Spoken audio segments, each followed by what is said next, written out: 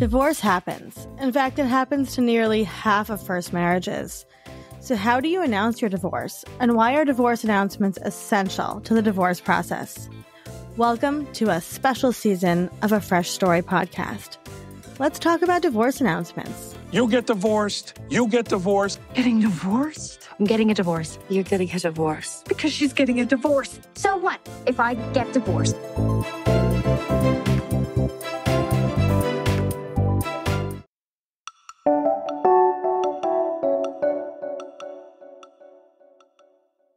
Hello, hello, hello. We're here with Jordan. Jordan, can you tell us who you are and what you do and where you're from?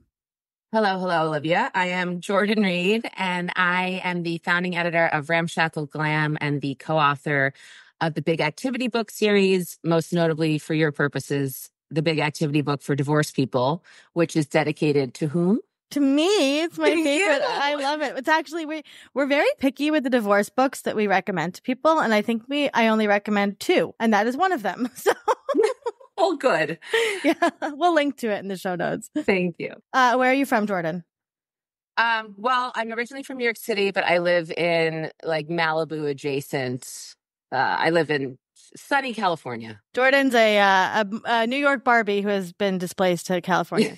Yeah. Sure. Displaced Barbie. Yeah.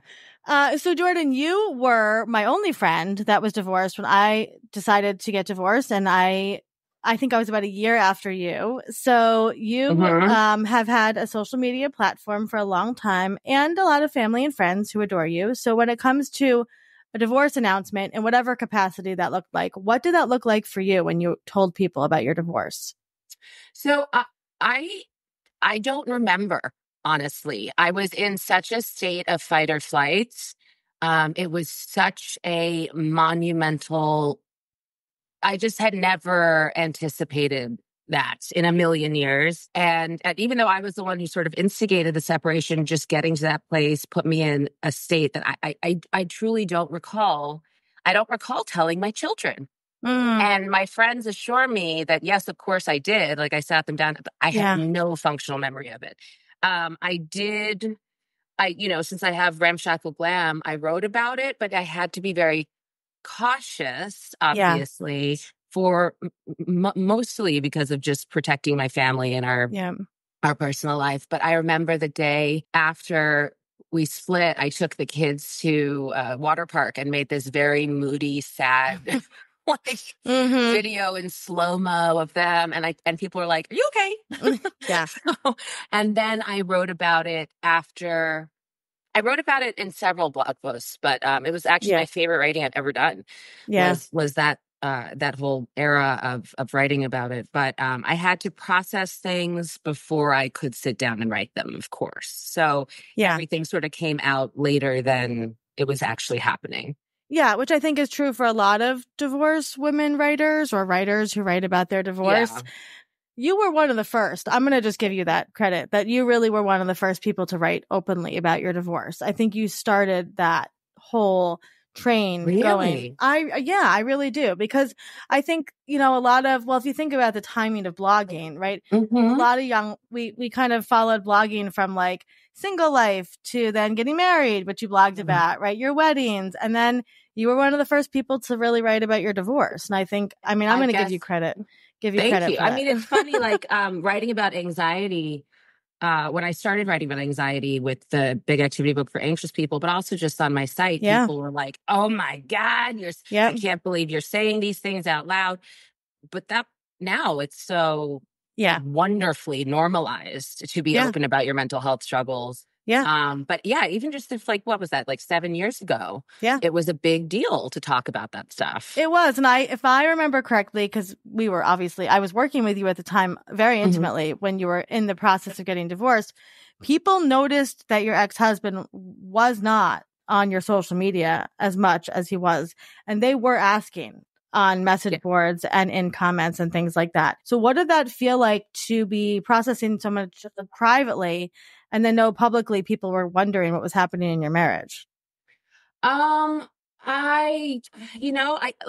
was the extent of how much this felt like an emergency can't be overstated. Like, Yeah. I had a divorce binder was the first thing. I mean, like, I got very type A about it and went and had, like, just different sections, but I was moving. I was selling a house. I was getting the kids new schools. So I don't recall being overly concerned with what media people thought about, as much as I was concerned with what I thought about myself, which wasn't fantastic at the time. Yeah. But yeah, I remember like speculation, and that's never fun because you don't want, but also that's just sort of part of what you sign up for, I think. It is, and it happens just on regular civilian life, right? Like people on Facebook, right, are like, oh, I noticed your Facebook picture changed. I noticed, he changed his picture to one of him and the kids, whatever it is, right? So it happens. So with that being said, why do you think that divorce announcements, and I use the phrase announcement, but really it's telling your community, why do you think that that's important to do, whether you are a celebrity or a blogger or just a regular person?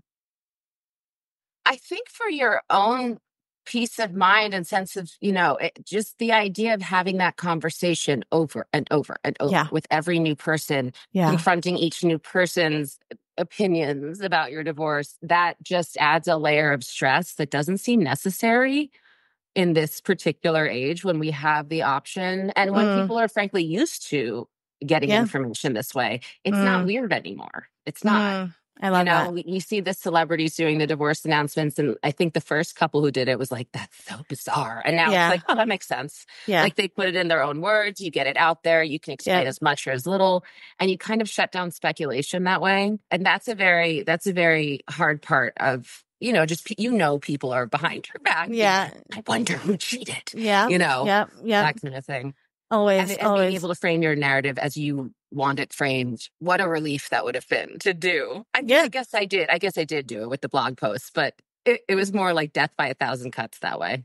Dripped and dragged stuff out. And with all the content you put out about divorce, have you had a response from women, especially over the years, of like, thank you for talking about this and sharing about this? Oh, yeah. I mean, when I say it was my favorite writing I've ever done was during that period, it was because not the response in terms of, oh my God, I love this the emotional reaction from women. I reconnect, like I had friends from high school, not friends, people I went to high school with who I didn't know, reaching out and being like, pouring them. Like it makes me weepy to think about it. They just poured themselves out over Instagram DM to me, someone I went to high school with, because they didn't have anyone to ask, because there's so much judgment. When you're in a marriage, sometimes you can't even talk to your best friends without feeling like it's a betrayal of your partner. Yeah. And it's so lonely. And to hear these, just to be I was so honored to be able to receive these stories and give them, tell them maybe how to do it. If they really want to do it without judgment.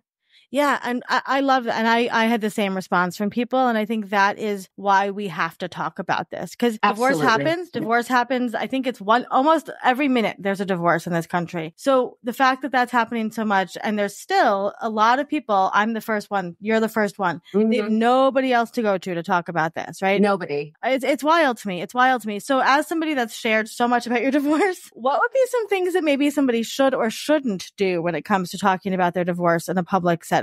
I think, having boundaries is probably, that's like, I'm sorry, I'm not willing to talk about this. Like, I'm not comfortable talking about this any further. Just know what you're comfortable sharing and what you're not, and you can stick to that. I think having those safe spaces with, sorry, to go back to how we don't talk about this. Yeah. Women need to talk about finances with each other. Women need to talk about what is going on in their lonely relationships. Yeah. For our own security. I have many friends, who are on the fence about getting divorced because they don't know how or what their finances would be like, or it's just any. Yeah. No, I agree with you but I agree. That's a whole other topic, obviously. Yeah. But I feel like you and I we're not the friends that you come to just to be like, hey, how's it going? We're like, what's going on, what's your trauma, what's the last thing you cried about, right? Like, you know, and I think like that, but that's the kind of relationships we need to foster, you know, because that's what's going to save us, right, in the long run, and be open with each other.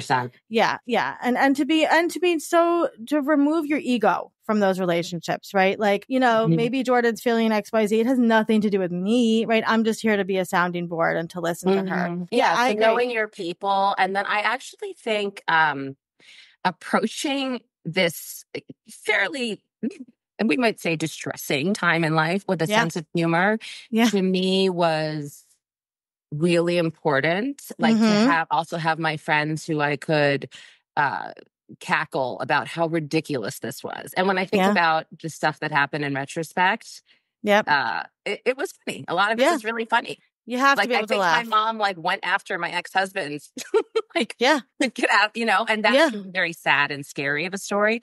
Or it's been helpful for me to reframe things as human experiences that are silly. Totally. 100%. Humor has to get you through divorce. So that being said, can you tell us a little bit about your book for divorced people?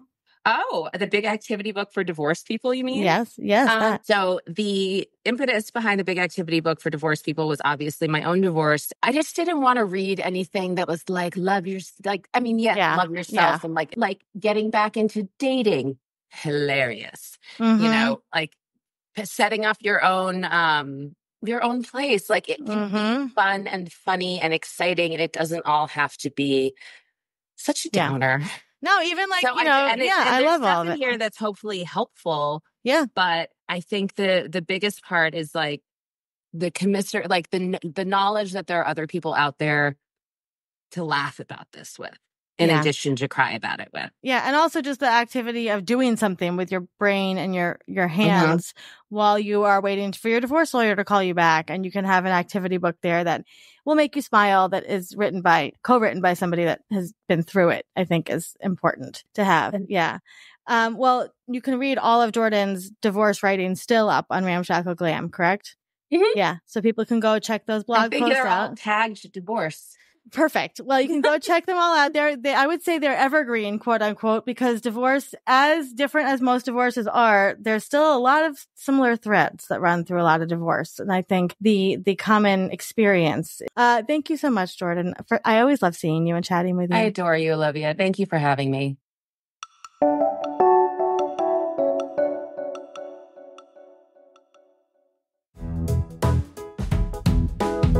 Thank you for listening to today's episode. A Fresh Story podcast is produced by Fresh Starts Registry, the first and only platform for everything you need to begin again, from home items to Hype Team and everything in between. You can learn more and read today's show notes at afreshstory.com.